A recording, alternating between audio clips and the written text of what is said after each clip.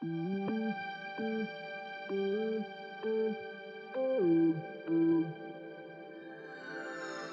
to the Next Talk podcast. We are passionate about keeping kids safe in an overexposed world. It's Mandy and Kim, and we're navigating tech, culture, and faith with our kids.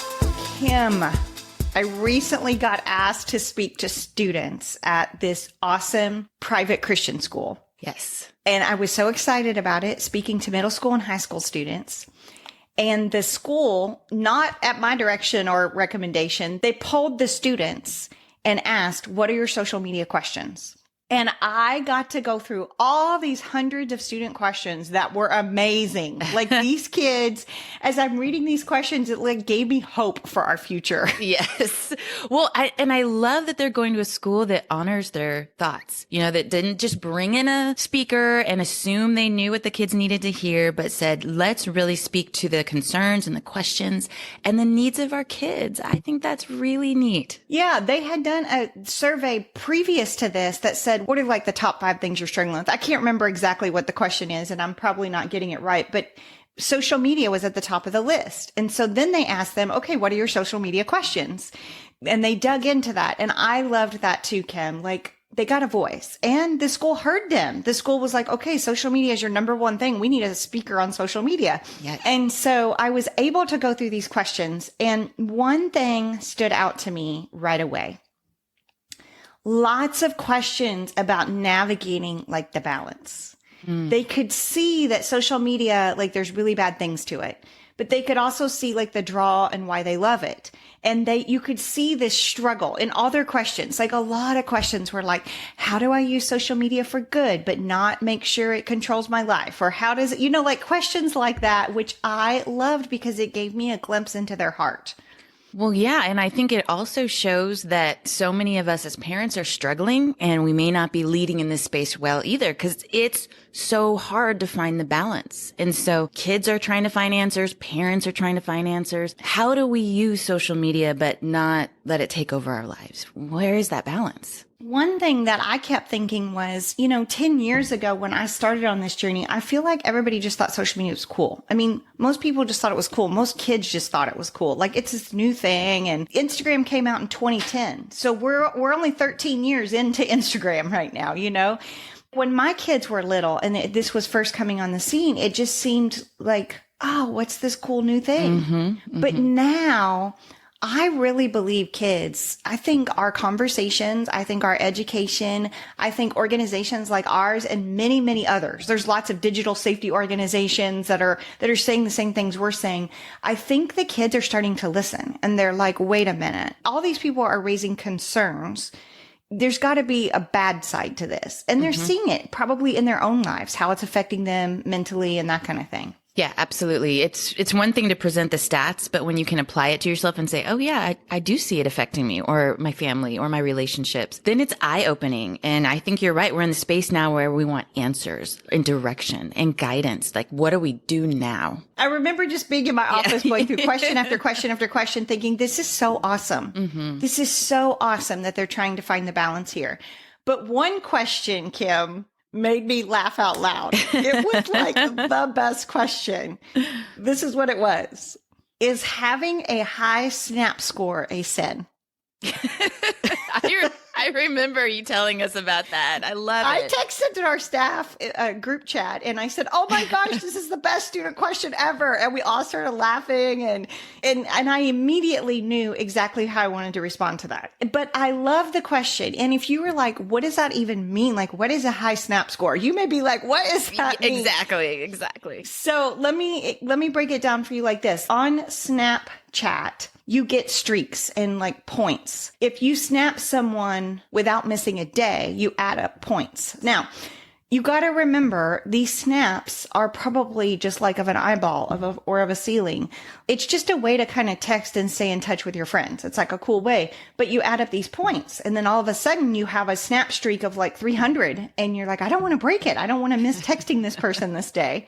I say texting, it's snapping that person, right, but it is really like texting for our kids. Like that's what it is. It's like a new texting feature for our kids. And so this kid said, And I just imagined this kid probably having a snap score of like 1,000 or something. And he's feeling bad about it. Like, what in the world? And so this kid asked, I don't know if it was a girl or a boy, but this kid asked, is having a high snap score a sin? I love that because they're not just assuming they know. They're like, you know what? It means I am thinking about it. I'm doing it every day. It's important to me. Maybe that's a problem. And they're reaching out for help. So, I mean, even though it seems kind of funny, it's actually such a great question and it leads to so many great conversations. Yes. So in chapel, I put this one up on the big screen and I said, this was my favorite question of everybody. I still don't know who said it. And this is what I said to them. It really depends. So to answer your question, I'm going to ask you a couple questions. And these are my questions to you. Are you spending more time on Snap than you are with the people that you love in real life, like your friends and family? 2, are you sending inappropriate pictures for this high Snap score? And number 3, if you lost your Snap score tomorrow, would you have a meltdown? I'm not saying that you can't be sad for a minute because I would be too, but would it ruin your entire day? That's my question to you. And I said to the students, if you are saying yes to any of those questions, then you've gone into sin territory. But if you're saying no, when I have friends over, I'm putting my phone down and I'm being with them. Like I'm spending way more time with my friends. I'm not sending inappropriate pics. They're just ceiling pics or my dog pics. And I would be sad, but it would not ruin my whole day. Like I would get over it, right? If you can say that, then what I say, kids, is you're figuring out this healthy balance with screens. You're learning how to use technology, but not make it an idol. And that is what we're striving for here, for all of us, kids and adults. I love that you had them answer questions that cause them to look inward. It's kind of that look in the mirror moment, and that can be applied to so many things. Because I think that's, like you said, we're trying to find the balance. And this was specific to that high Snap score. But if you have a younger kid that, let's say, is really into playing Fortnite or any video game or anything that draws them into a screen, maybe it's an anime show that they love watching. I had that question the other day. They can apply these same questions to that. You know, if it's taken away, would they freak out? Are they spending more time playing this video game than with their friends in real life? It teaches them to look inward for the answer and prayerfully figure out, what is my balance and is it off? And if it is off, that means we're starting to look at a stronghold or an idol, and I need to address that. Well, and what's so great about this is that if you can do this with technology, it applies to other things as they get older. I mean, young adults, it applies when they're legal and they can start drinking, and you get to have these conversations with them. Like everybody's line is different. Some people may be able to be on Snap more than other people because they don't struggle with it. Some, it may be a stronghold really fast and they have to have their guard up big time because it affects their attitude, their health, whatever. And so everybody has to know their line. And so that's why we want to do is we want to encourage these personal questions. Am I a different person? Am I making bad choices because I'm spending all this time on Snap or whatever?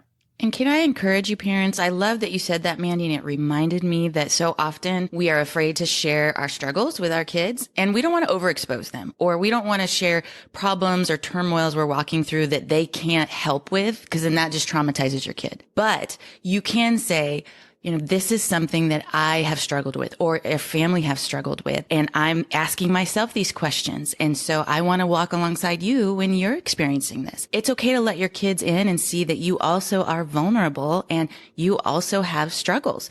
That way they don't see mom and dad on this pedestal that never make mistakes and cannot possibly understand that I'm having a hard time with my Snap streak. We can, and we need to let them know that just by being open about our own struggles. Yeah, be real, be transparent. I mean, I remember when I realized I had a problem with social media, and it was my husband. I mean, we crawled in bed one night, you know, we had prayed with the kids, and I'm constantly connected to work, to everything on my phone, and I'm just scrolling through social trying to get caught up because I haven't really replied to the messages and done all the things of the day. And I remember him looking at me saying, like, we literally probably have 30 minutes a day where we're by ourselves with the kids' ages right now. Can we not have phones right now in our bed? Yeah. And it just was a moment to me that I was like, oh my gosh, I'm crawling into bed when I should be like so excited to see him. And I'm like, oh, I'm going to check my phone. That's a gut check. Like, I have to check myself, right? And sharing those stories with our kids and making sure that we're being honest. Like you said, the humility of none of us are perfect and we don't expect perfection. Like, I don't expect perfection of my kids, but I do expect for them to ask questions like this, like figuring out, like, am I crossing a line here? Is it becoming too much? That is gold. This is a win that this kid is asking this. It is amazing. And if they are asking these questions of themselves and they bring it to you, I just want to encourage you not to shame them, not to say, well, yeah, obviously. I mean, you're on that all the time. You need to just delete Snapchat.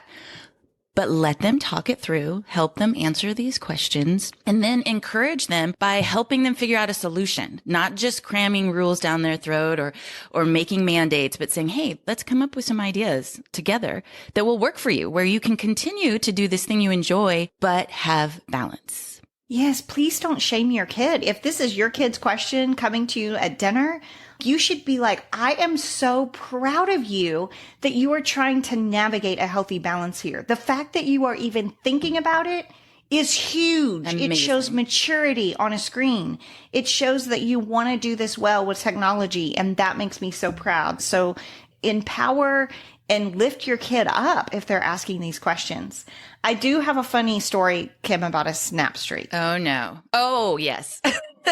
So this summer, my son was going on a mission trip and he couldn't take his phone. He had one snap streak. It was like over 400. And a lot? It's a lot. That's Okay. more than a year. Oh, wow. I mean, every Okay. day, right? Okay. Yeah. You got to So put it in perspective. that was a lot. And so he didn't want to lose a snap streak. So again, there was this, I'm going to give my phone to somebody. I'm going to give my login to somebody. I'm going to, all these things. And I was like, okay, let's talk through this. Like, I understand you don't want to have your snap streak disappear, but do you really think it's wise giving anybody our password or our phone? Anything can be posted and then it's you posting it, even though it's not you. And then I know you trust this person, but I'm not sure. It's still a kid, So we're talking through all this. And so he was like, okay, I'm just giving you my phone. You're in charge. Do not let my snap streaks go away. I was like, okay. Kim, like every night I worked on this. Like I remember. I had to set a timer. I remember. And for 40 minutes, make sure. I mean, I got through everything. It was stressful. That's crazy. And he would not let me take a picture of myself. That was a rule for me because he was like, Mom, you will embarrass me. So it was like picture of ceilings, light bulbs, the dog, like all this stuff. Woman. Anyway, I was so proud. The day we went to pick him up, I was so proud because the snap streaks were good, solid. I had done my job, right? And I'm so proud to tell him, like, I'm a cool mom. I got this done for you. Yay, you got to go serve Jesus and I did it for you, right? He tells me, I really liked not having my phone. I think I just need to let my snap streaks go. Like, I think I'm just going to close my account. And I'm not going to lie. There was a part of me, like, I was super proud. I was like, thank God, he saw that maybe he was on this a little too much on his own. But there was a part of me that was like, dang it, I wish I would have known this 7 days ago. Right? Because I spent a lot of time I on have this. dedicated my life. Yeah, like I even like accepting a Grammy. Like, I want to thank everyone for their support as I did all this. It was very stressful for me. She took vacation from work. I mean, it was. But once again, when he came to me before the mission trip, I kind of thought this is kind of crossing the line where he's like, why is this so important? But I didn't shame him. I honored him. I listened to him. I was like, okay, I understand. Let's find a solution. Just like what you said, Kim. And we found the solution together. And I just let God work on the whole situation. And then he saw it on his own. Yeah. Now, then he took a couple months off Snapchat. Now he's back on it, but he's on it in a condensed version, and he doesn't have as many friends because he wants to maintain, less time on it. Balance. So he's figuring it out. Yeah. He is figuring it out. And I think that is such an example of how old Mandy would have handled none of that like that. I would have been in guns blazing, like what you said. I'm so disappointed in you that your snap streak is even on your mind when you're going to serve Jesus. Yes. That sounds awful. But that's what old Mandy would have said. That's where we go. That's where we go because we don't really understand it, and we don't understand how it affects the relationship. It makes your kid feel bad for enjoying Snapchat. And that's silly if they're not doing anything wrong on it. It's silly. Yeah. That's their world. And so, just making those tweaks and then helping your kids see for themselves. And these kids are waking up. They're hearing the stats. We just recently put out a graph that we created. We looked at research that said since social media has come on the scene, major depression in kids has more than doubled. And that's just depression. That's not suicide rates. That's not anxiety. That's not eating disorders. That's not cutting. That's just what's classified as major depression has more than doubled. Kids are starting to understand and be educated that there is a negative connotation for social media. And so what we can do now is come alongside of them and help them learn it in a healthy way and help them navigate it because their ears are open to it. They're like, I want to do this well. Like, I like being connected to my friends and I like scrolling and seeing all the latest trends, but I don't want it to be crazy. Like, I don't want it to affect me. And what an honor that we get to step into that balance with them. I'm so glad you mentioned that graph, Mandy, because I think it really opens our eyes to the effect that we're seeing now that we didn't know. You've even said, like, our kids were like guinea pigs with social media and parenting the online world. And now we've got data over a good amount of time showing us exactly how it's affecting them. And so we have this graph that you mentioned. We're going to include it in the show resources section for this podcast. So you can look at that graph. It's called Social Media and Our Kids' Mental Health, and see it for yourself. Share it with your kids. It's a great conversation starter. And again, this is just one of those things to be aware of, that we want to take information like this and not use it to threaten our kids or tell them they're wrong or scare them, but use it as a resource for conversation and creating a better relationship where your kids want to come to you when they have a question like, is having a high snap score a sin? That they want to come to you and you can talk them through these questions that delve into the heart of how they're really using social media and get them questioning, what is it that I'm doing that may be good or bad? And how can we find the balance together? And like you said, Mandy, I love that. It's such an honor and a privilege that we get to walk our kids through finding this space as they grow up. That's really our job. That's really our job. They're struggling to navigate it all. They're trying to figure it out, and somebody will help them. And parents, we want that to be you. You are the hero in this story because you can educate yourself and come alongside your kids, and you can help your kids navigate social media. You can keep them mentally healthy as they're going through this process together. Like, that is what we want to do. That is our job as parents. We got to rise up in this digital world. It requires more of us, and we got to educate ourselves, and we got to have these tough conversations. This podcast is ad-free because of all the people who donate to our nonprofit. Make a donation today at nexttalk.org. This podcast is not intended to replace the advice of a trained healthcare or legal professional or to diagnose, treat, or otherwise render expert advice regarding any type of medical, psychological, or legal problem. Listeners are advised to consult a qualified expert for treatment.